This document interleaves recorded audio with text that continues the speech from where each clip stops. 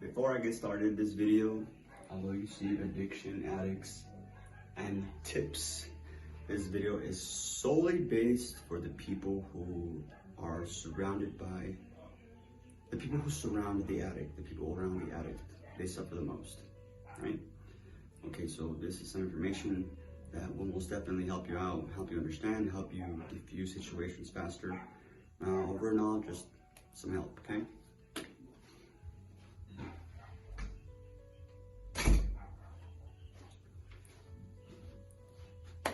Okay, so today on the Vantage Point, we have addiction. I'm gonna start with addiction. Addiction is obsessive engagement in a particular activity, thing, or substance, okay?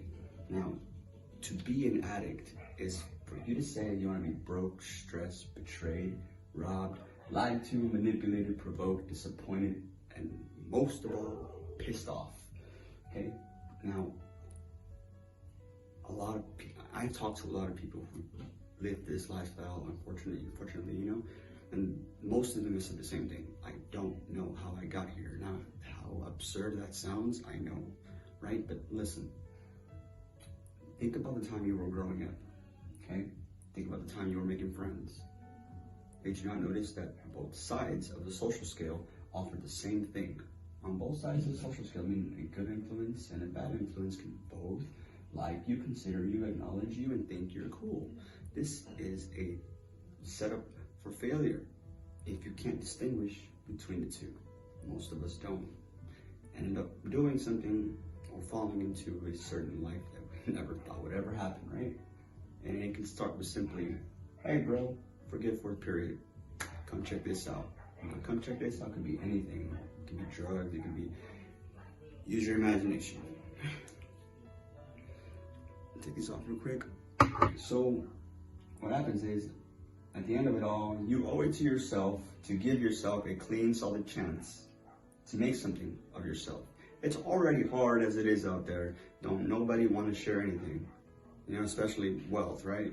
So why are you going to lessen your chances astronomically by becoming an addict? You see the results on TV from other people. You see the results that come from living like this, and yet a lot of us are still falling in this. It's because this. I believe when we're growing up, you know, because to say that most people, this generation coming up, we're taught the understanding of things and more in real morals and values rather than just do what I say, you can see why a lot of people are just falling for this, okay? That'll be a whole separate video. It's a small point, okay? Now, if you find yourself beginning to use, you are literally on the path to self-destruction. You yourself will be destructive. You will not escape depression. You will be depressed. Your family will eventually disown you. Now, don't get me wrong. If you were on fire, of course, they would extinguish you. But they don't want you around. Why? You're stealing everything and causing a ruckus and leaving them. Why? Okay, think about that. And if you have kids, think about the example you're setting, okay? Now imagine, would you want your little one, you know, doing what you're doing? Probably not, right? So why do it? Stress, the second time I mentioned stress in less than 5 minutes, okay? Because that's what it is, okay? You see, people that work every day, they stress over bills and they stress whatever goals they have in mind. Stressing over where the next sack of dope is not, I mean, come on. We have to be feasible here. We have to be thinking in our right mind. And I know that an addict is not in their right mind, but there is a way to help them understand, okay? We're gonna get into the next section, which is addicts, the psychology of it, for the most part. Okay, so after the first couple of months, coming from the addict's perspective, you are no longer you. You will change, okay? You will change. Drug use eventually psychologically imprisons the addict to a point beyond their comprehension. What do I mean by that? They don't know they're an addict. Literally, okay? So when you confront them, they will run every time you confront them. Every time. They will give you reasons, excuses, everything. But tell you, you're right, I have a problem. They won't say that. And that comes from the fact that as human beings, we do not like admitting we're wrong, facing embarrassment, facing our mistakes, issues. We don't. And the abundance of everything has allowed us to just hide in the shadows and not have to deal with our issues, which makes it 10 times worse, if you ask me. Okay? So, drug effects are mostly psychological. Okay? If you see someone, you're like, damn, that's not follow. It's because, you know, they're fried, is what I like to say. Literally fried. And because the extremes that the mind will go to feed the crave cannot be put in words. Cannot be put in words. It just can't. It's horrible. And what's worse about it is every addict has the attitude that the world hates me. Okay? To different degrees, different extents, different ways to say it, different ways to express it, but it all comes down to they all think the world hates me. I don't understand, but if you've seen this aspect of it, comment below, let me know. If you have a story to relate to any of this, you can comment below. But let's get into the next section. Okay, if you happen to be an adolescent who finds himself in the fork of the road, let me tell you what having an addiction brings. Crime, violence, theft. Now you would think theft and crime are in the same section, but there are a lot of people who steal from their families, steal from their friends. And well, you know, so that had to be its own category. Ignorance and arrogance. Now, ignorance is where you don't want to know remedies as to what you can do to help yourself. And arrogance goes, I know, I just don't care. Like if being a drug addict was some kind of medal to earn, you know. So what happened is they have psychologically, spiritually, emotionally, not literally, not yet, died. They have had a psychological, spiritual, emotional death. They're dead inside.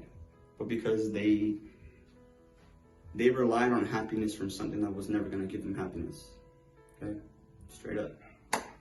Now, good results come with a challenge. So if it's easy, run. Period. No discussion there, right?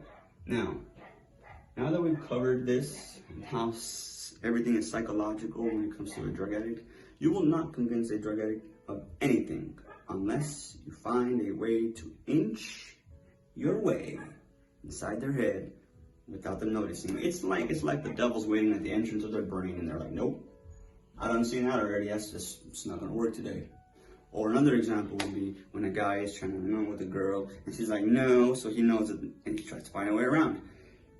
This is what you have to do. So if you are someone who has someone that uses drugs and you are constantly arguing with them, shut up.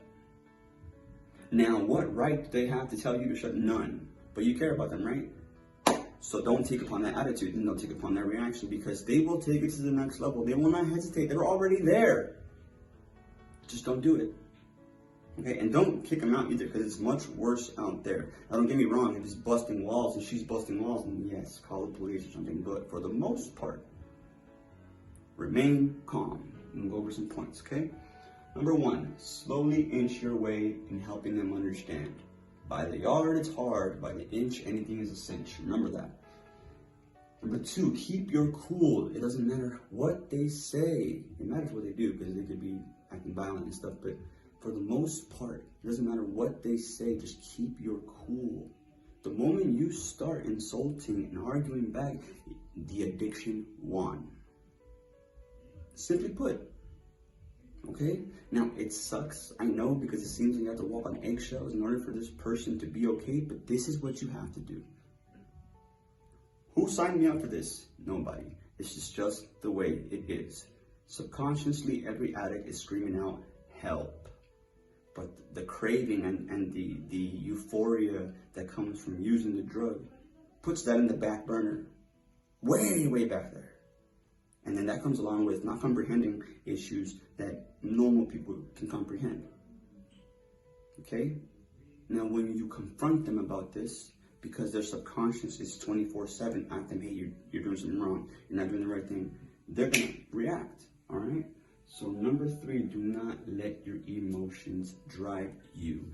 You may want the problem to go away right now. I agree, and that's totally fine and dandy. But the moment you start letting emotions drive you, you are not going to get anywhere with this person. Nope. You will say something, you will do something. You cannot let emotions drive you. You have to know this person, know when they're feeling what. Okay, we'll get into that. Okay? But you have to slowly be coming up with a solution, or slowly proving a point, which ultimately leads to self-reflection. We'll get into that. So number 4, find the root of the problem. Sometimes as the parent, we feel like we're part of the root. And even if that is so, that does not mean that you don't look for it. You have to find the root of the problem. Otherwise, you're just throwing darts at the board without even aiming. Why? Time is precious. You have very little moments where you have a window of time where this person will actually listen to what you gotta say. Okay?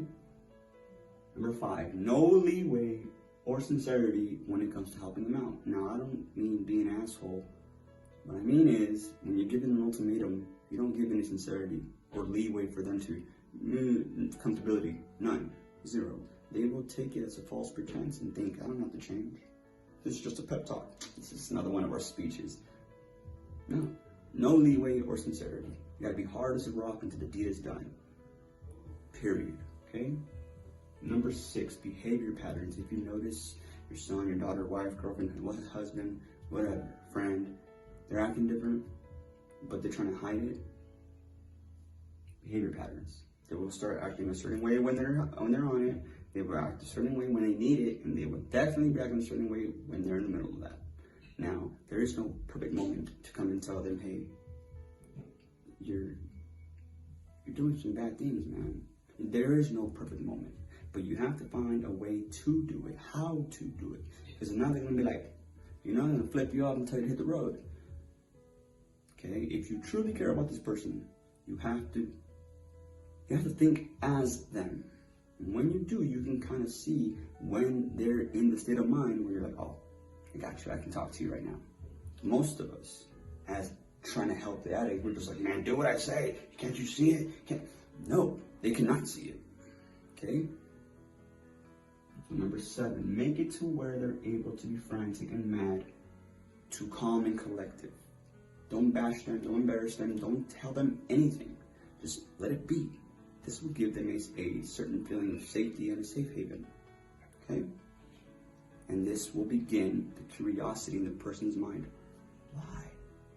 And this will make them realize the extremes you're going to help them. The pain that you're going through that they didn't see before. They will begin to see it. Okay? And number 8, most important one, is through the psychological triggers of this person, the addict.